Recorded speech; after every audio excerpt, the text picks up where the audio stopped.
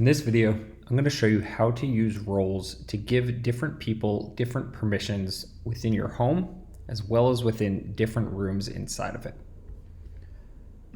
To create a new role, which is useful for admins or group leaders or things like that, you'll go to Settings, and then Roles and Permissions, and you'll see this screen. By default, all new members who are added to this home end up in the default role.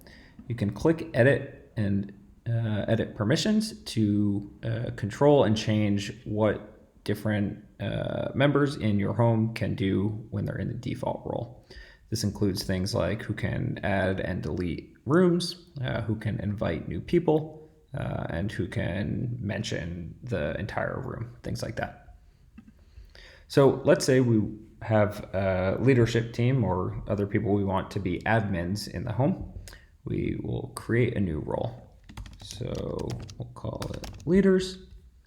We want to edit the permissions, so we'll keep this to ourselves. We want them to be able to make new rooms.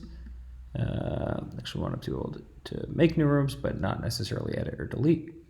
They can create new member groups. We'll say they can create locked rooms, right? So you get the idea. You can set it up in whatever way makes sense for your community. You'll hit save, and then you can either add people to that role at this point, or you can always come back and do that later. So we'll add Kay to this role, and now Kay will be able to do all of the things that we want leaders to do. So we'll hit save. So that's how to set up a role and give them permissions for the home overall. Now, you can also set up specific permissions for individual rooms. So let's say we wanted to allow someone to do something in the New Yorkers room but we don't want to give them permission to do that across the entire home. So we'll go into the room and go to room settings and permissions. And now we're looking at the room permission. So the roles come from the home overall, but we can customize what each of the different roles can do in this place. So we would go in and say, actually we don't want people who are the default role to be able to pin messages in here or mention room.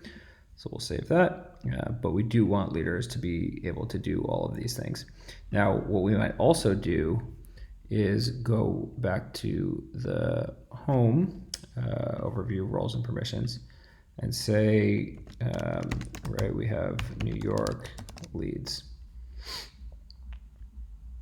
So we're not going to do anything with the home permissions yet, but we can go back to New Yorkers and say that we want to give the New York leads the ability to moderate messages in here, for example, but make sure that nobody else can. So that's how you can use roles from the home to control who can do what, both at the home overall, as well as for individual rooms.